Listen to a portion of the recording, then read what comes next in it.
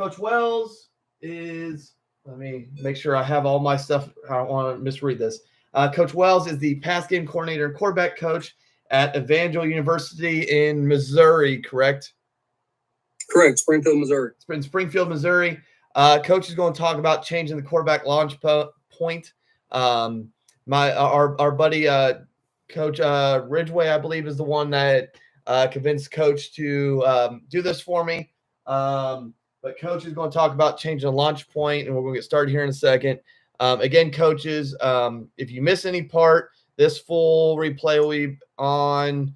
I'll eventually get these cut up and attached individually. Do not hesitate to ask questions in the chat, and I will just forward them to Coach at the end when we have our last 5 to 7 minute period.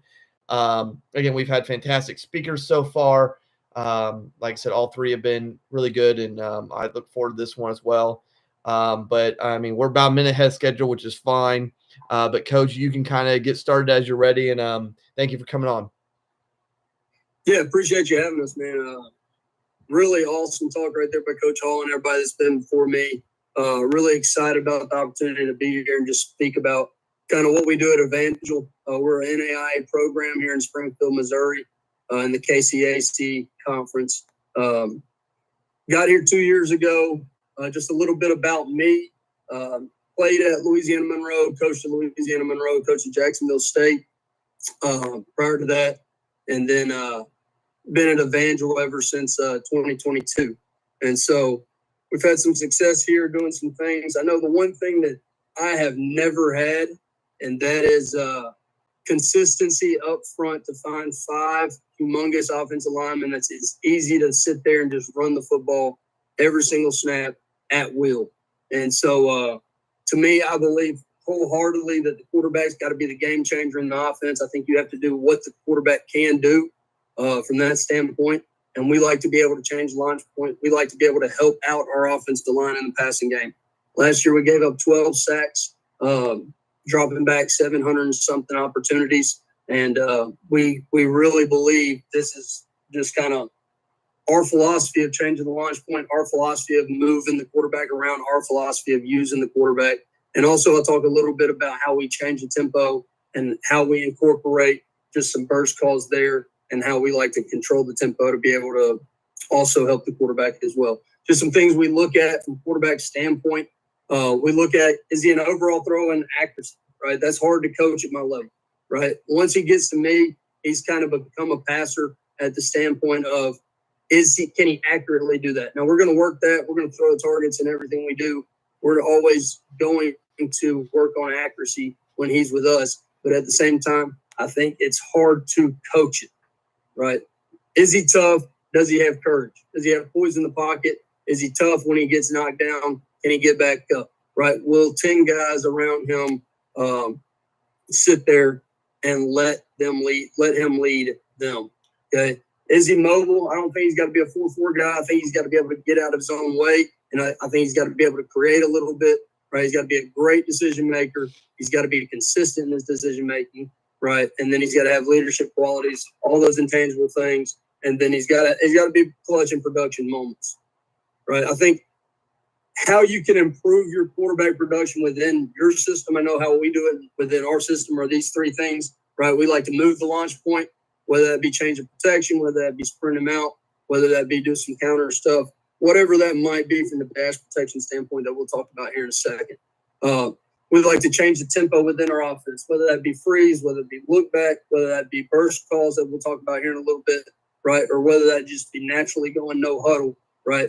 We like to change up that tempo so we have the pin last and not necessarily give that opportunity to the defense coordinator. Because we heard in Coach Hall's look, right, they're going to try to have the best leverage. They're going to try to have the +1 to the box, right? They're going to try to have all those things. We would like to try to change the tempo, like to have control of the tempo in order to keep them on their heels, right? And then also we like to kind of dual screen with the quarterback. We like to RPO using the quarterback just so we can buy back and try to create that extra hat and create that extra number, right? Why we change the launch point? We want to eliminate stress on the offensive line. Talked about that. It's hard to find 5 of them where you can just sit there and say, I'm going to block them and not worry about pressure. We're going to shorten the length of the throw. I know at our level, right, we don't have the guy that can sit there and throw the outs to the field and sit there in the pocket and make all the throws. So we're going to move him. We're going to shorten the length of the throw. We're going to do those different things to help his arm, right? We're going to simplify the progression. It's going to allow us to cut the field in half at times, right? We're going to move away from anticipated pressure, right? Allows us as a coaching staff to say, hey, we're going to play the percentages here, right? Percentages say they're going to bring it from the boundary. Hey, let's sprint out to the field, or hey, let's open up the offensive line to that pressure, right? Those kind of things, right? We're going to discourage the pass rush. We're going to discourage the simulated pressure and all the blitz that you see right now in college football. Everybody trying to get to a bear front, right? And all that simulated pressure stuff. And then we're going to create different angles of attack and passing game on the deep shell, right? The name of the game in football, to me right now, is how many explosive plays can we create? And I don't think you can create a great deal of them if you just sit the quarterback back there just in the middle of the pocket and say, hey, come get me, right? So we're gonna create different angles of attack in the passing game by moving our quarterback around and helping us be able to create some time back there in the pocket, right? The ways we're going to do that by changing the launch point, we're going to naked boot, right? We're going to do that under center. We're going to be in gun. We're going to be in pistol, right? We're going to sprint out. We're going to dash protect, right? So we're going to flash away from it with a quick game option into the boundary, right? If it's not there, then we're going to work to the field with our sprint out stuff. And then we're going to pin protect. So we're going to slide and then pin the tight end off the edge or the extra hat, whether it be the running back, pin that, and then work to the field as well. So it's some different ways that we can control the edge. We talked about counter earlier in the clinic, right? Talking about controlling the edge with the bash, controlling the edge with the kick out, right? We're trying to control the edge in the passing game, in the sprint out game, all those different things, okay? So we're going to first do that with our naked boot, our Nashville stuff, okay? So this is true kind of full slide, wide off of our wide zone stuff. We're heavy in the wide zone run game world, right? So this is our true wide zone. So we're going to be full zone to the left here, sell and run to the left, sprint out to the right after the action. Okay, and this is just a basic concept off of it. And so we got one with a mandatory outside release. We have the deep out. We inside release that H. Okay, we're trying to throw it out to the flats, get the easy throw. So we're trying to dictate that flat defender, hey, go ahead and take the bait, right? If he takes the bait, we should have the outflank right now to drop it down, right? If not, then we can go ahead and work a high-low right there on that hook curl player, okay? If that guy, I talked to the quarterback, he gets out clean on the pocket, okay, we're reading that thing, looking to drop it down if it just comes into our face. If not, then we're looking to put stress on that flat defender. If for some reason we get pulled up by the second contain guy, which is usually that scrape backer as the Mike linebacker, then we're teaching that drag. He's going to be 10 to 12 on the backside hash, right? And he's looking for a ball right there. Also, I tell that guy, if he wants to get a ball, if you're on the backside drag and you want to get a ball, you better get in the quarterback's vision. Because at the end of the day, if that quarterback's throwing it back across his body, across the middle of the field, right, he's not playing for me. And so you better fight like Hades to get underneath all the coverage and get to that backside hash by 10 to 12 in between that second level and third level defender. Okay, here's just a clip of it. We have a lot of action off this motion, so we're just bringing this guy back, trying to show like we have some different kind of wide zone techniques here. We have some post wheel stuff we'll do here off action. Okay, so we're just bringing this guy. We're scraping him tight. I say strike matches off the hip of the offensive line, coming right into the flats fast too. Okay, this tight end's on the backside drag, trying to get 10 to 12 on the backside hash.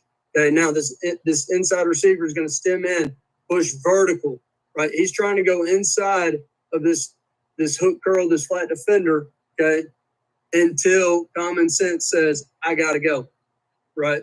And so common sense got to override everything in our system because, like Coach Hall says, we've got to be flexible. I don't want these guys, we're rule-based, okay, but common sense overrides everything, right? And I teach them in that manner. They believe it, okay? And at some point, being a ball player is better than anything you can coach, okay? And so at that point, the quarterback knows we're giving it to him right now.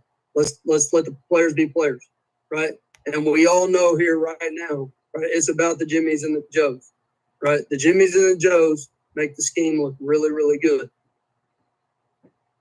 Okay? And we formate the heck out of people, right? Just like Coach says, if you have a sound defense, we're going to find some things that we think we do well, and we're going to get you to line up, and we're going to see if we're better, right?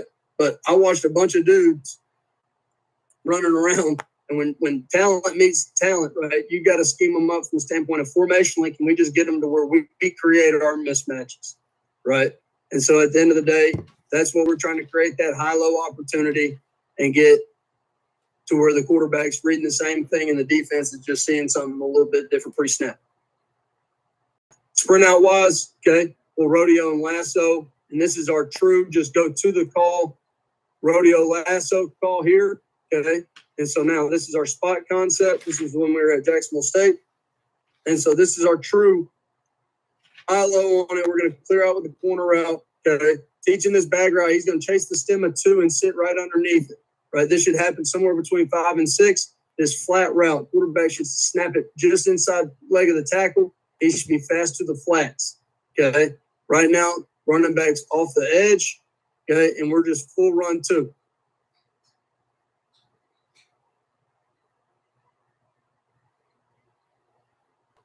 Now, we'll do a little bit deeper version. I like this on like kind of a 3rd and long opportunity, right? Not really, they're getting after us pressure-wise. We can't sit back there and get to the sticks, whatever it might be. It's a longer situation. Just trying to move the quarterback, trying to get our good players on the perimeter with multiple opportunities.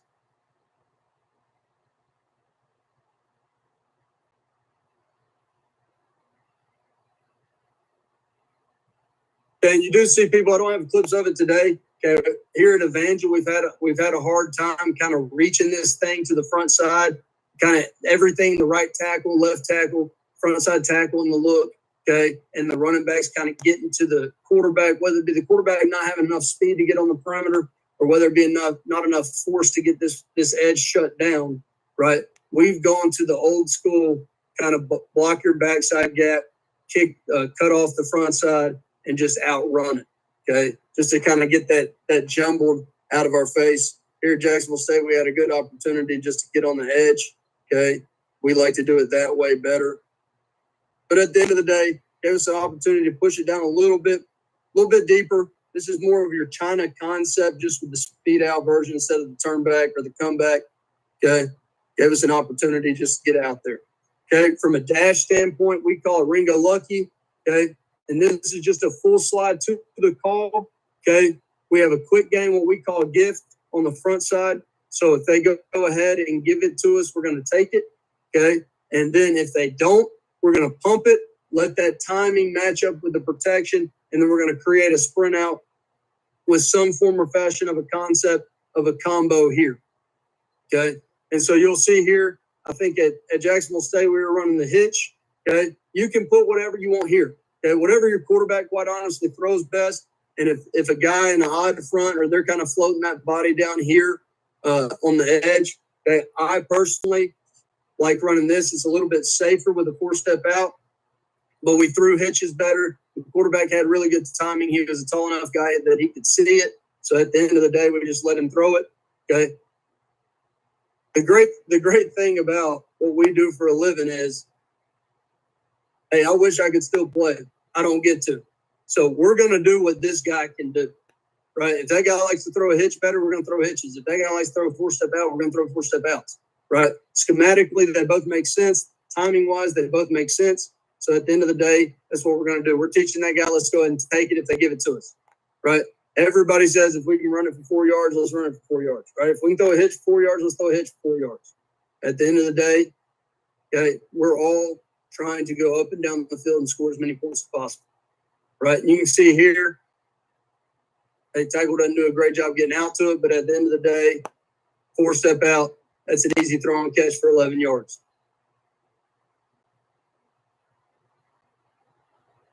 Okay, now backside's press, so he knows right now probably pre-snap he's not going to take it, but I still have to spend time on it so it all times out, okay?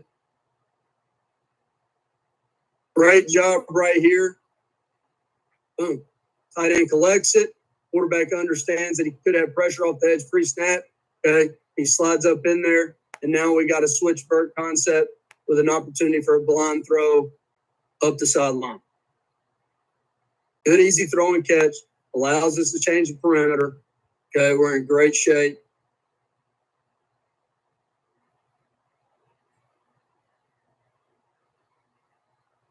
Same thing here, just putting a little eye candy on it pre-snap. So we short motion the tight end down. Don't really love, based off the look, him getting that far down in there. Would have loved for him to square up, understand there could potentially be edge pressure right here.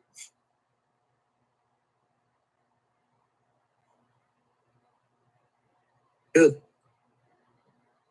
Now we're running a true switch choice out here. Okay. So this guy's got an opportunity to get back vertical, more than likely understanding he knows the quarterback's coming to him. Okay. He's going to hook it up. And then once he feels the quarterback threaten his outside, he has the opportunity to work back out. Understanding that the guy from the inside working back out has up until 12 to make his decision. If he feels like he can top it, okay, he's going to run the go route. If he does not feel like he can top it, he's going to hook it straight back down. Okay.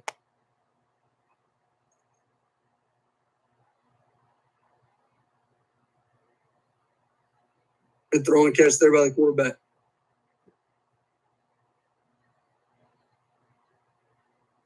Had another look at it. Quarterback read off 2. Okay. Takes it. Same thing. Good throw and catch. Okay. You can see here we're running more of a inverted smash. Okay. Just another concept. We're running an inverted smash. So he's got that high shake route. Okay. He's running that turn back. Okay. Back to the sideline. So there, you can run whatever combo fits you. You can run post wheel. You can run the kind of the switch comebacks. You can run the inverted smash. You can run a cell concept. There's a lot of different things that you can do off of this action here. Okay, from a naked pin standpoint, okay, the one I like is just kind of the double move off of the China concept. Okay, so we're just looking to pin protect. So everything's working the same protection we talked about with the strip. Okay, that Nashville. Okay, everything's sliding here. Now we're just incorporating that pin protection. Okay, so instead of slam flat or instead of slice flat from the other side, we're telling this tight end, hey, you are now in the protection call. Okay, we give him a little addendum from the quarterback standpoint, just because the quarterback tells everybody in our offense what to do. Okay, he gets a little extra addendum to tell him, hey, you are now in this protection scheme. Okay, but all we're trying to do, we're trying to step on the toes of the safety here to the field. Okay, and we're trying to work the double move here. I tell these guys, get square on them, okay, sell it for 3, and then exit high to the back pylon. They've got to understand the 2 guys that can take this ball away is the backside safety and the boundary corner. Okay, once that, depending on what defense we're playing, okay, once that backside drag goes, he's either going to buy it up, okay, he's either going to buy that backside hash, or, okay, the safety is. Okay, that speed and the angle of the exit of this route, okay, on the double move has to beat that. Okay, the quarterback will throw you over.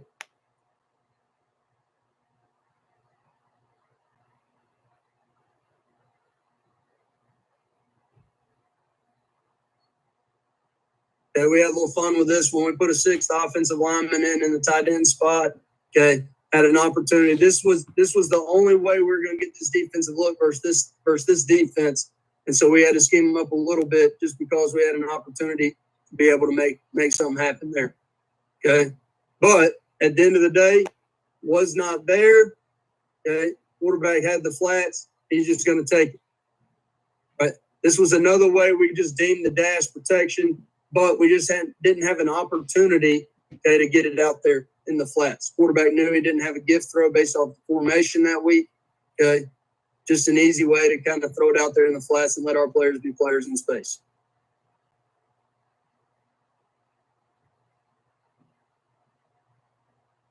Same thing here. We're just trying to formationally get the look we wanted.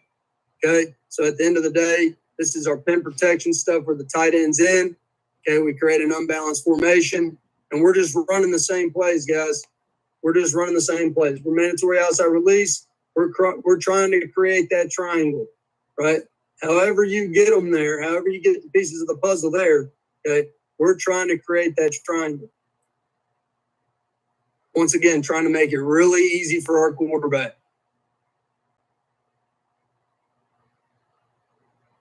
Okay, tempo. Okay, another way we think we can help the quarterback is tempo. I know I got 3 minutes here, guys. We'll try to go as fast as we can. We do that by just normal. Our normal is a no huddle. Okay, we do that by burst plays. Our burst is just all inclusive one-word calls, right? Based off, it tells you based off where the ball location is, right? We can also roll it. We can flip it. Okay, look back. we can control the tempo in that manner, right? We can freeze it, no play tempo, and then we can milk it, whether that be a 4-minute situation or, right, we feel like we need to just slow down the game and control the clock. They don't have enough possessions to win. Okay, why change the tempo, control the pace of the game, keep the defense guessing, which we talked about earlier, right? Creates instant momentum and urgency, right? If we're having trouble getting something going, right, we're going to try to go fast. We're going to try to change what we're doing, right? If we're having a lot of success, we're going to continue going fast. We're going to create the momentum. If we get the momentum, we're going to create the urgency, right? Minimize simulated pressure, blitz in certain situations, which we talked about, right? And then force base alignment. Keys to being great.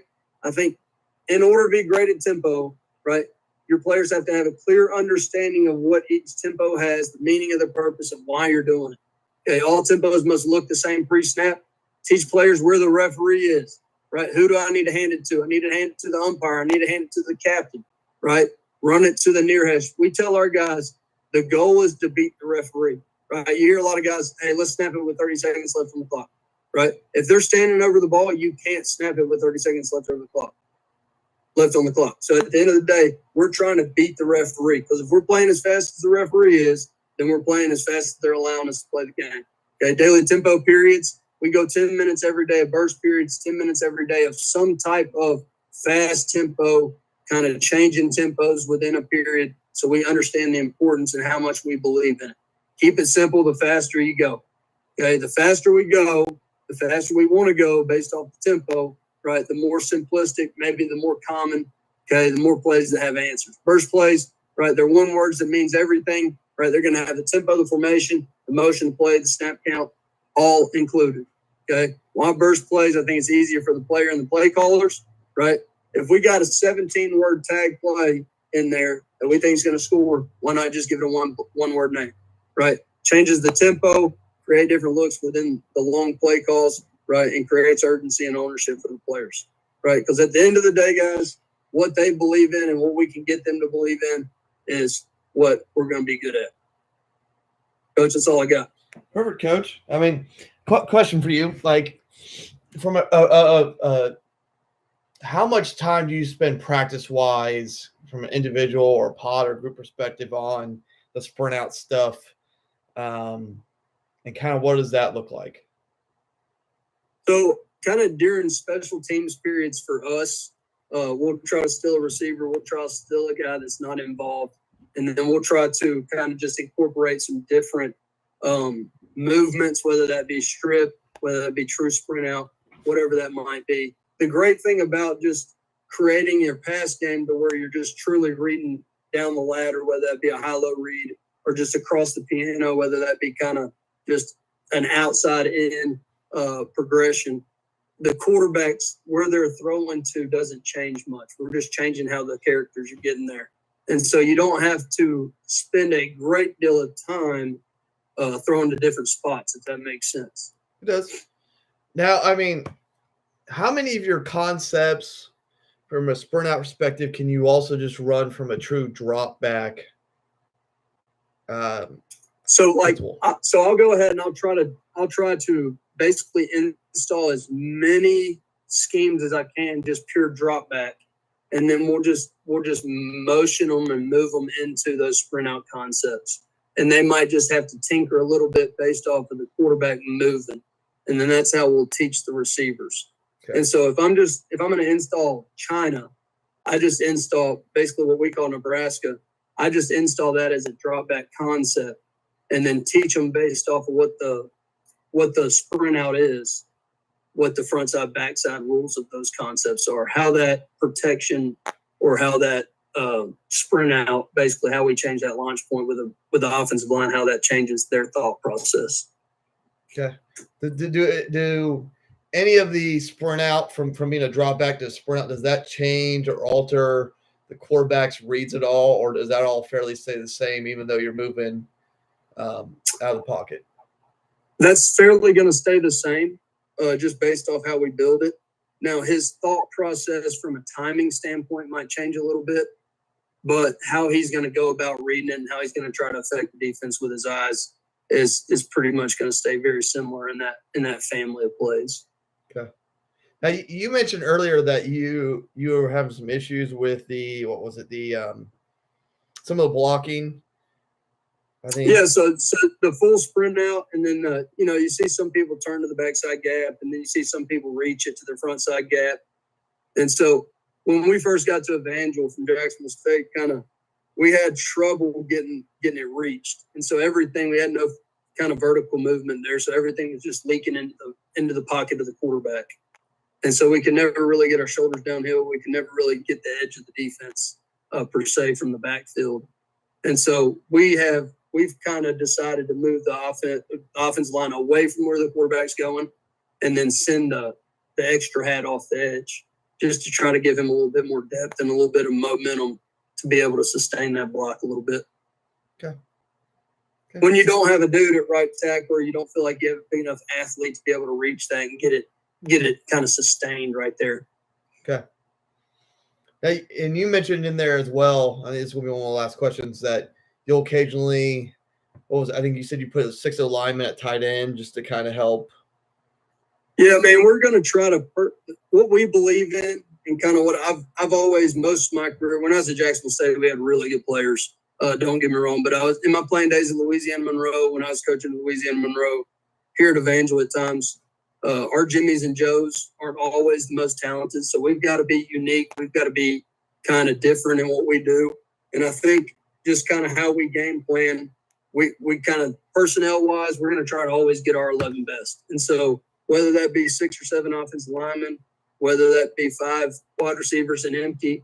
I'm a big empty guy. So at the end of the day, whatever 11 best can get us lined up to where we can have some success matchup-wise, that's what we're going to end up doing. So whether it just be formationally, we might have to be able to get it formationally, or we're just running out of pieces of the puzzle.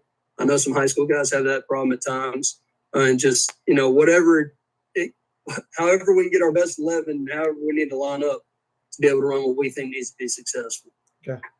Now, I mean, that week they had some really good players, so we figured we were best at offensive line instead of the tight end mismatch, so we put offensive lineman at the tight end position. Okay. Now with that, as I'm waiting on our next speaker to log in, what is the best way to get a hold of you for anybody that wants to get a hold of you, talk more ball with you, and B, I think NAIA has seen a gigantic growth over the past, I don't know, really since probably since COVID. They've done NAIA schools have done a really good job at recruiting and increasing recruiting. What's the best way for people who have some kids to reach out to you guys for that as well? Yeah, my Twitter's Coach Wells EU. Just go ahead and reach out there. And then just wellc@evangel.edu. Some of that information was on my slides at the front intro. Just reach out. We're always looking for players. At the end of the day, I don't think high school guys are getting recruited enough. I know college football is going nuts right now. And quite honestly, I love being in NAIA during it, just because the pure love of the game is still there at this level, and it's quite honestly dwindling away with the NIL stuff and all that kind of stuff. And we've got to keep our game strong, and we've got to keep doing what we do for a living. The main reason why we got into this thing. And at the end of the day, I love what you high school coaches do. I think that y'all have the hardest job when it comes to just, you've got to play with what you got. And we feel that a little bit at our level, but we also get to go pick at times who we're gonna get to play with as well. But we would love to get any and all players. We evaluate any and all. And at the end of the day, there's a place to play for every kid out there that wants to play. He might have to invest in himself a little bit, but at the end of the day, you got to do what you got to do to go make your dreams come true. Okay. Perfect, Coach. Well, coaches, like I said, give him a follow on Twitter or reach out to his email. We'll get back to all this cut up, and then also you can go back to the beginning of his thing to also get more information there. Coach, thank you. I do appreciate it. I appreciate you having me, Coach. Thank you, Coach.